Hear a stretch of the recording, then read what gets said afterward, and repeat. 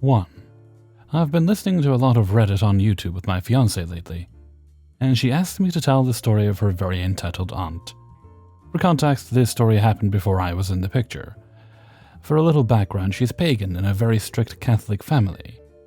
Whereas a few accept her and don't care, there is one aunt who has always went out of her way to sabotage her. She has a big family that's kind of split up in the US, and often they do a lot of traveling to visit one another for holidays, events, reunions, etc. But one of her biggest issues was that my girlfriend's family, dad, mom, little sister, and brother, lived closer to her grandparents. They would often go help them with things and were just a call away if they needed anything. My girlfriend's grandfather had passed away, and her grandmother struggled with dementia. It was a really tough time for all of them. But girlfriend's family being closer meant Aunt Karen and her family couldn't see them as often. Aunt Karen would frequently call my girlfriend's mom and dad complaining. Common complaints like, "Oh, you should kick her out because she isn't religious," talking about my girlfriend. Or, "She isn't allowed because she's a devil worshipper." For the most part, they all blew it off. But she would constantly complain that her kids never got attention from grandma because she spent more time with my girlfriend and her family. Eventually, her grandma had gotten a lot worse, to the point she really didn't remember a lot of her kids, Aunt Karen included. She'd constantly ask where my girlfriend's dad, her, or her siblings were. This, in turn, upset her greatly. She did everything she could to hurt her. She went after my girlfriend's sister as well. She is really shy and a bit of a recluse. She went with her dad for emotional support, only to be forced to do everything girlfriend's cousins wanted, because they were more important. She put her down numerous times, claiming she was inferior to her kids because she had no talents, and would make excuses to the nurses that got her poor sister kicked out of the hospital room. Aunt Karen decided it was a smart idea to spread around that my girlfriend's sister had head lice, and that she couldn't have gotten it from her perfect babies. My girlfriend's sister was in tears because of this, and when she was confronted, she blew up saying that her kids needed to see grandma more because girlfriend's sister got to see her every day.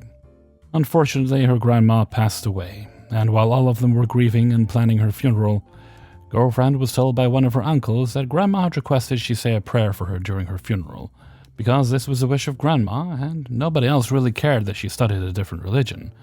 It royally grinded her aunt's gears. The day before said funeral, all girlfriend's aunts and uncles came together discussing things. She suggested that none of their kids should do anything. Only her kids had a right up there, and were all going to sing a song for the grandmother individually. Girlfriend's uncle suggested that only one or two of them sing a song, or all five of them sing together, because we only had an hour in the church. She didn't like that idea, and said it was her kid's right to sing individually. My girlfriend's father then brought up her grandma's request, and she went ballistic, going on about how she's not religious or she's a satanic devil worshipper, even called her mother, and complained that girlfriend has no right to take away her kid's right to sing, and that they are all devil worshippers. The other aunts and uncles convinced her to go say her prayer regardless of what Aunt Karen said. Her uncles even joked about imagining them in a sexy cop outfit and a sexy leprechaun speedo. In the end, only 2 of her 5 kids got to sing, and she was pissed. Afterwards, her family all sat down for a big lunch, in which she made an effort once again to prioritize her kids. They each sang individually during the lunch in the venue, all the while she gave girlfriend and her family nasty looks. She whispered to others, saying nasty things about her, and comparing her kids to pure, perfect angels. Needless to say, girlfriend's family stayed by her side, and she has very little connection now to her aunt or her entitled kids. The only one in her family that does talk to her is her father, because, well, she's his sister. The rest just ignore her existence. 2. Some context. I'm an 18-year-old male and work as a personal shopper at Safeway. If you don't know what that means, have you ever placed an online order? I'm the dude that goes around the store and fills it.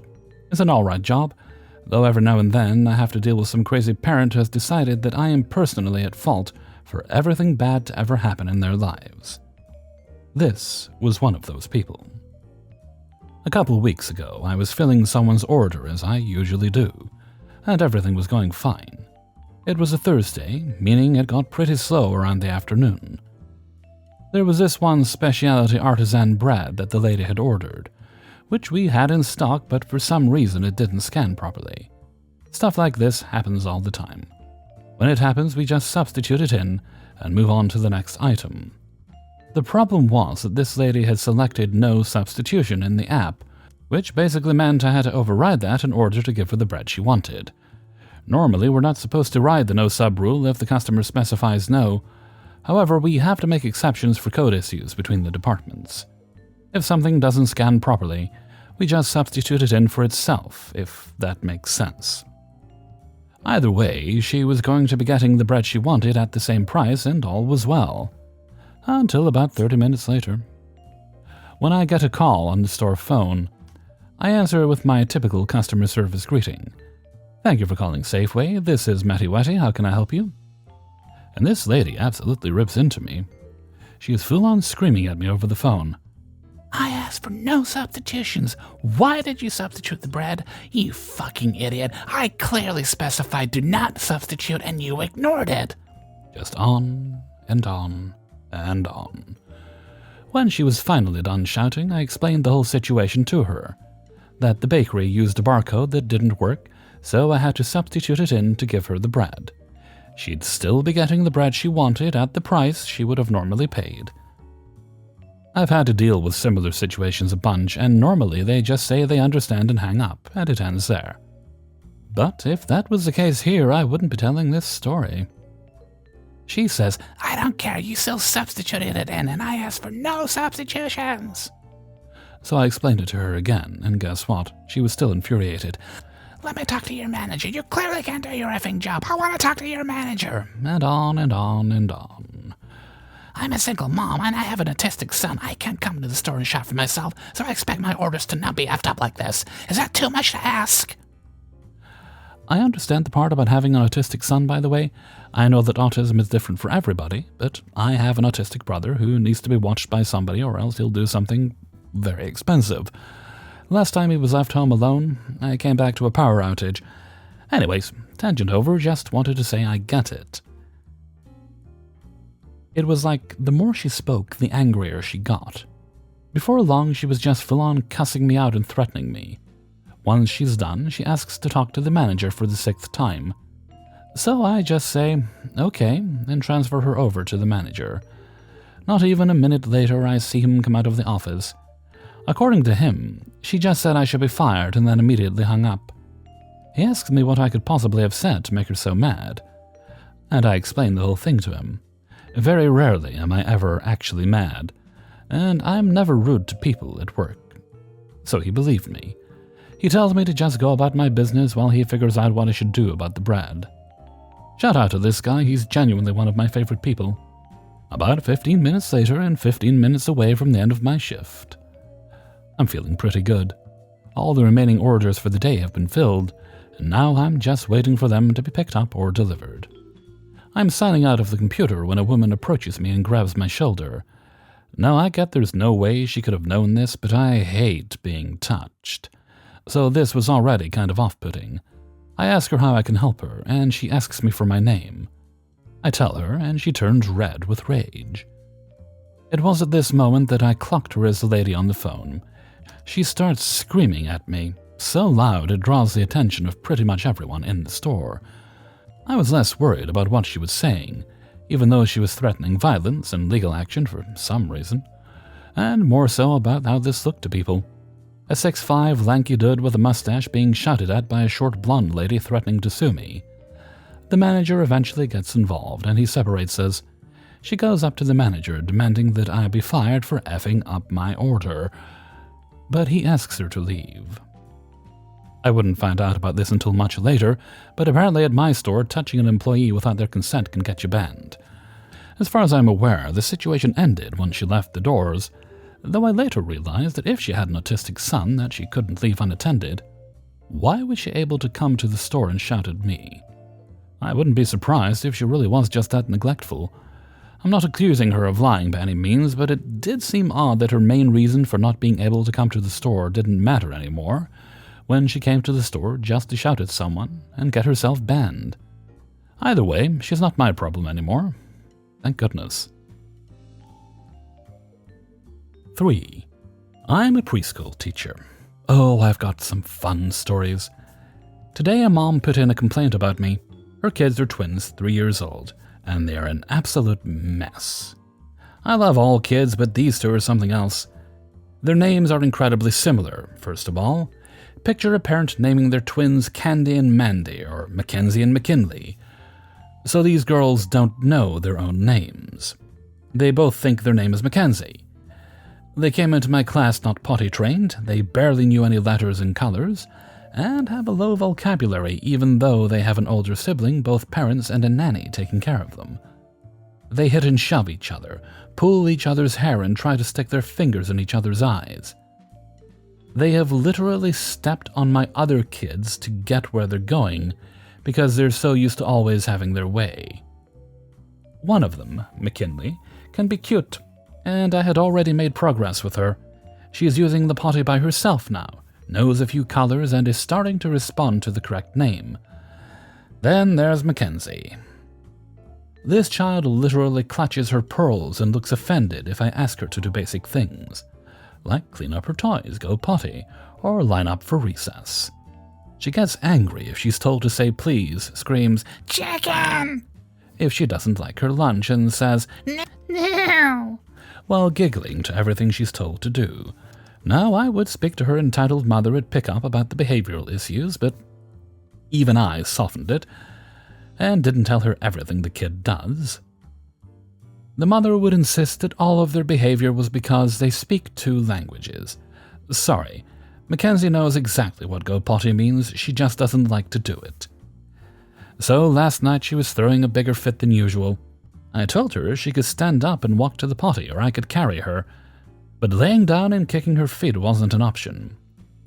She didn't get up, so I picked her up and took her into the bathroom. I gave her a minute to stand still and calm down, then told her again to use the potty. She immediately slapped me hard on the arm. This was the first time she'd hit someone other than her twin. I made her go potty and sat her in the library away from the other children because she was still throwing her tantrum, and I didn't want her to hit another kid. I take hitting very seriously, so I told her she needed to sit until she could be nice again, or until Mommy got there, so I could talk to her. Mackenzie kept screaming and stomping, so I left her alone to cool down since my sitting by her was only enraging her more. QEM picking up. She was rushing to get her screaming kids out, so I only had time to tell her that Mackenzie was sitting out of the group because she hit and wasn't being safe. The mother asked why she hit, and I explained it was because she was refusing to go potty again. She said, "Mackenzie, no, you need to be nice," and rushed them out. This morning when I arrived, the mother was in my boss's office throwing a fit and demanding the twins be removed from my room. I wasn't there for the conversation, but my boss called me in later to talk about it. Apparently EM described last night as, "The teacher put Mackenzie in timeout for not going potty," which totally was not what happened. I was on the verge of a panic attack all day because I didn't know what was going on or what I had done wrong. My boss was fine with it once I explained. Just told me to make sure I'm conscious of how things look to parents when they pick up their kids. The twins were moved to the other preschool class, and at the end of the day I overheard the teacher crying to the manager because EM had bawled her out over something too. The woman cannot handle her children getting any kind of discipline whatsoever. But unfortunately, schools have schedules to keep, and we can't spend 45 minutes waiting for your child to decide to go potty on her own. When she first enrolled them, she asked my co-teacher if she would spoon-feed them. They're in preschool. Their classmates speak in full sentences, draw detailed pictures, count to 30, say the entire alphabet, and some can write their names already. I'm so hoping EM pulls them out of the school, because if she tries to put them in my class again, I'm not taking them. I'm not going to put my entire class behind because I have 2 children in my class who I'm not allowed to teach. 4. This happened to me today and I'm still seething, so I apologize for anything that doesn't make sense. For context, I just lost my mom to lung cancer this past Sunday after getting her home from a care just 2 days prior. I've been taking care of everything since then, including her beloved cat, while dealing with my own grief. The funeral home let me write the obituary due to how frazzled I was when we met with them. I only named those who I felt were closest to her, even double-checked with 2 of those. Confident with it, I sent it to the funeral home, and they didn't edit it further, posting it on their site immediately. Now to what happened. I decided to take it easy since I'd been running on fumes for the better part of the week, sort of waiting for people to get back to me on some important matters. So while I'm just sort of relaxing with my furry little brother, I get a phone call.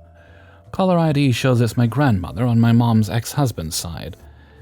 I answer as she asks why I didn't name that ex-husband, aka her precious angel. I responded honestly I couldn't figure out a good way to do so. This so-called relative of mine proceeds to get upset, saying that it'll hurt him. Pretty much demands I edit the obituary to include this man who left us when I was 3 and hardly ever paid child support, who wasn't even bothered to get my number and call me to see how I, his so-called daughter, is doing.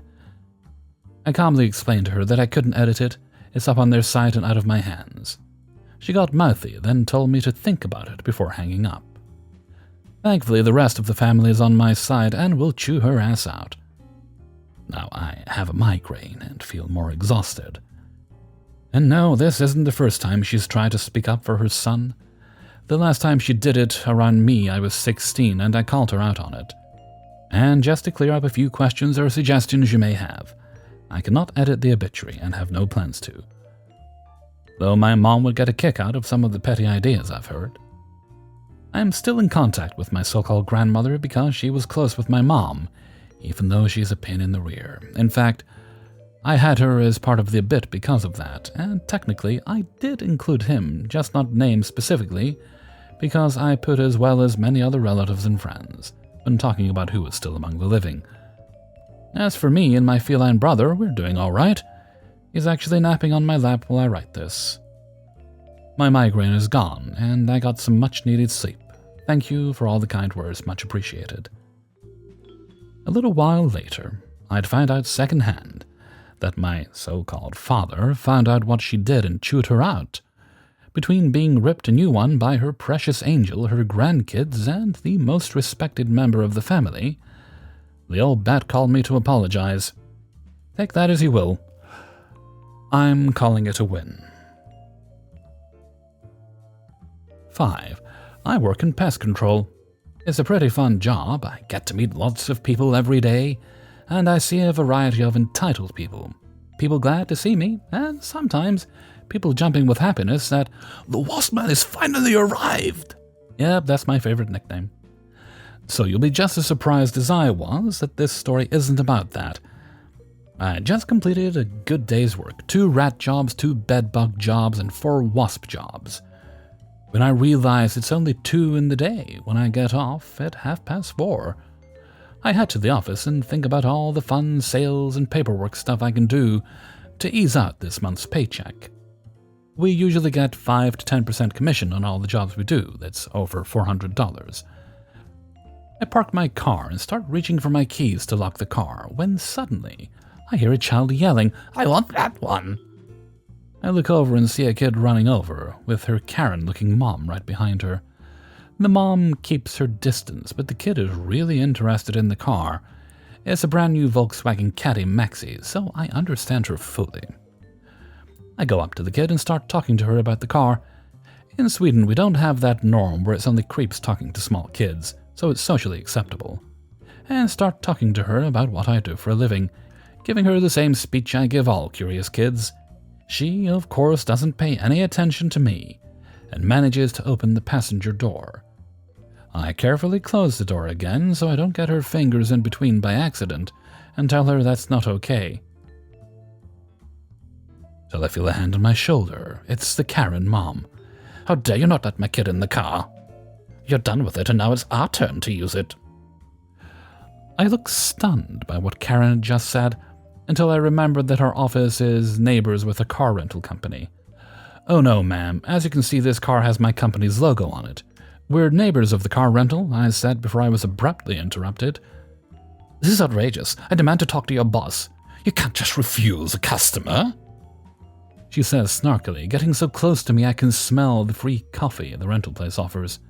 Listen, I say as calmly as possible, trying not to fold this woman's clothes while she's still in them. This is property of the company I work for, not the car rental. As you can see, if you compare the logo above the door you just walked out of, the logo on my car, and the logo on my clothes. Without even double-checking, she frowns and says, You're lying. I demand you get your manager. Fed up at this point, I say, Okay. Go in and grab the boss of the rental place. We'd had lunch several times before, and I've even sold him some stuff off the clock.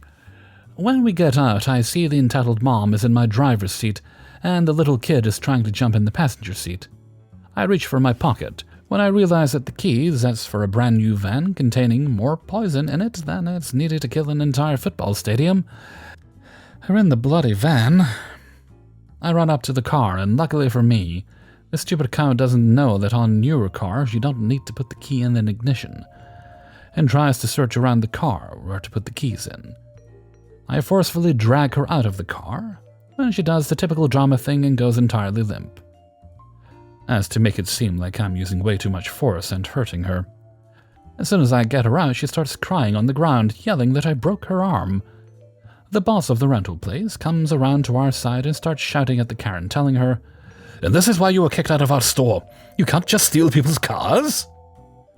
Suddenly, she amazingly jolted back to her normal self and exclaimed, I'm calling the police. I'm telling you to just beat me up and touch my little girl, pedos. We just laughed and pointed at the camera, pointing square on that piece of parking lot. Defeated, she stood up, grabbed her kid, and muttered away. All while the little kid was crying that she didn't get to go in my car. Lovely day. Hey everybody, Hellfreezer here, and thank you very much for listening to The Impractical Proudness of Parents, Ipop, episode 100. And thank you very much to everybody who allowed me to use their stories in this video. And the preceding 99 videos. I think I've got another series that's coming out for 200 soon. It might be spinning plates. It could be next week. Or the week after, depending on when I end up getting 200 done. But for now, I'm just going to move right along to Hellfreezer's question of the day. And today's question is, what is an expression that the more you think about it, the less sense it makes? Like the term after dark. And surely that should be the morning or daytime when it gets light again. So nighttime would be after light. I mean, technically it probably means after dark falls. But if you want to get into that, darkness doesn't fall, it happens gradually. It creeps in when we're least expecting it. Anyway, that's just one I came across when I was looking for new questions. But do let me know what you think. Let me know what some of your odd expressions that don't quite make sense once you scrutinize them are. Please pop your answers in a comment below. And with that, I'm going to head off for now. So until next time, thank you very much for listening, and take very good care of yourself.